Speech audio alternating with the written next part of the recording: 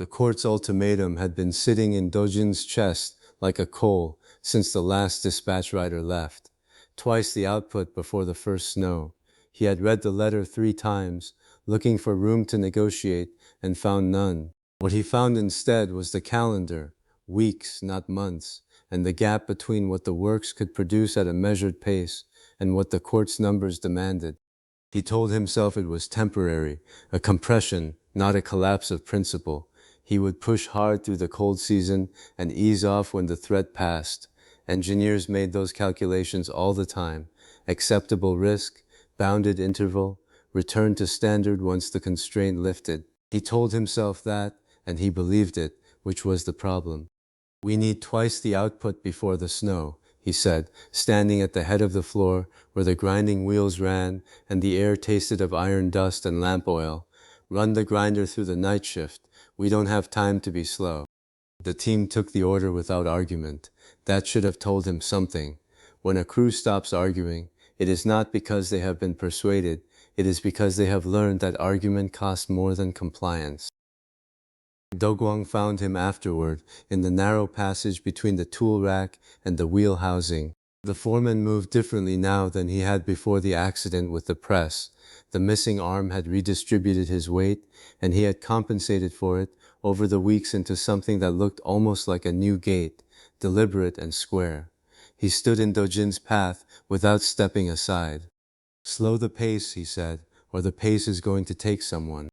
Do-jin looked at him. He did not dismiss it. He knew Doh Gwang well enough to know the man did not speak for effect. But the court's deadline was a real thing, and the veil's dimming was a real thing, and the distance between where they were and where they needed to be was a real and measurable gap. "After the court threats passed, though," he said, "right now we build." Doh Gwang held his eyes for a moment longer than was comfortable, then stepped aside. He did not argue further. That too should have told Do-jin something. The night shift ran. Do-jin was not there for most of it. He was at the drafting table, working on the lead screw tolerances for the next stage of the lathe carriage, burning through lamp oil and telling himself that the floor would manage. The floor always managed. He had trained them well. What he had not accounted for was the arithmetic of exhaustion. A tired hand does not skip a step deliberately. It skips it because the body has begun rationing attention, pulling resources from the peripheral tasks, the guard check, the wheel speed gauge, the small confirmations that feel like ceremony when everything is going right and reveal themselves as load-bearing wall only when something goes wrong.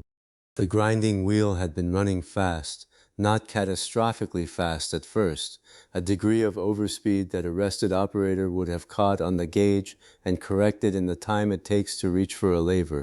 The guard had been pulled off earlier in the shift, set aside for a clearance adjustment and not replaced. There was no single decision that caused what happened. There was a chain of small acceptances, each one individually defensible, that together removed every margin. Tal was 18. He had come to the works from the lower district 7 months ago.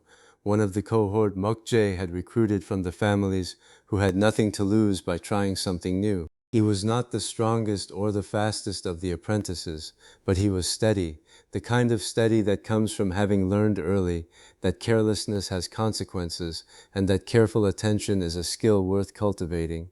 He had been on the floor since the second bell of the evening. Mokjae saw it first. He had come back from the tool room and found Tal at the wheel, the boy's movements carrying that particular quality of automatic repetition that is the body's last resort when the mind has gone somewhere quieter. "Tal, you're dead on your feet. Put the guard back, I'll spell you." He was crossing the floor when the wheel went. An overspun grinding wheel does not fail gradually. The stone fractures along its weakest plane, and the pieces go outward at the speed of the rim, which at that rotation was considerable. The sound was a crack, and then a series of impacts, and then a silence that was worse than either. "Tao, down, get down!" Mokjae's voice came out of him before the thought did. He was already moving, already dropping, the training doing what training is supposed to do in the moment when conscious thought is still catching up to events. The shop froze. That is the only word for it. the particular stillness that descends when something has happened that the body recognizes as serious before the mind has assembled the details. Then everyone was moving at once, converging on the corner where Tal had gone down. Sorin was first to him. Do-jin would think about that later, that the metrologist, whose job was measurement and record, was the one who moved fastest, when the measurement that mattered was a pulse. She was on her knees beside the boy before the dust had settled, her hands already finding the wound, pressing. Press here hard. Tal, look at me, you're going to live, you hear me? Her voice was level, not calm exactly. There was something underneath it that was not calm, but level, the way a well-made surface is level, not because nothing is happening beneath it, but because the surface holds. Tal looked at her. He was conscious, which was something. He was in shock, which was also something, and not the better kind. He lived. The work has a cost, and that night it sent the bill, and a boy paid it because Do-jin was in a hurry. 2 fingers on his right hand, one eye, 18 years old, and the works he had come to because it promised something better, had taken those things from him in the time it takes a wheel to fracture.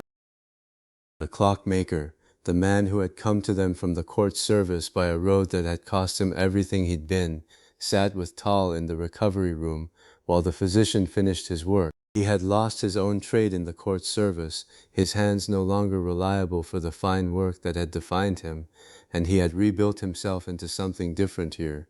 He sat beside the boy's cot with the patience of someone who had already made the passage Tal was beginning. I lost my whole trade and lived, he said. You'll find a new pair of hands worth of things you can still do, I promise you that. It was not comfort exactly, it was testimony, which is a different thing, and more durable. Do-jin stood in the wreckage of the corner where the wheel had been. The fragments had been cleared, the floor had been swept, the lamp had been relit. The space looked almost normal, which was its own kind of wrong. He stood there for a long time. He had built this place on a principle that the old order discarded people when they were no longer useful, and that the thing he was building would not do that. He had said it plainly, more than once, to anyone who would listen. He had meant it, he still meant it, and he had spent a boy for a schedule, which was the same discarding dressed in different clothes, and the fact that he had not intended it did not change what it was. I asked them to build a world where no one's discarded, then treated a boy as something to spend for time, never again, whatever it costs. He stood there until the thought had finished forming, because he owed it that much, to let the full shape of it exist without flinching away from any part of it. Doh Gwang found him there. The foreman did not offer comfort either, which was correct. What he offered was precision. I gave an arm gladly, he said. But that was my choice. That boy didn't choose. You chose for him, with a schedule. A leader's job is to never spend a man who didn't agree to be spent. There was no accusation in it beyond the fact itself. Doh Gwang was not a man who sharpened his words for effect. He said the thing that was true and let it land where it landed. Do-jin looked at him. It won't happen again, he said. I need your help to make sure of it. The foreman held his gaze for a moment. Then he nodded, once, the way a man nods when he has heard something he was waiting to hear and is now ready to work. The next morning, Do-jin called the full works together, not the foreman only, everyone, day shift and night shift both, the apprentices and the senior hands and the people who hauled coal and the people who kept the tool records. He stood where they could all see him, and he did not preamble. We do not trade hands for haste, ever. Guards stay on. No machine runs tired or alone. Say it back to me.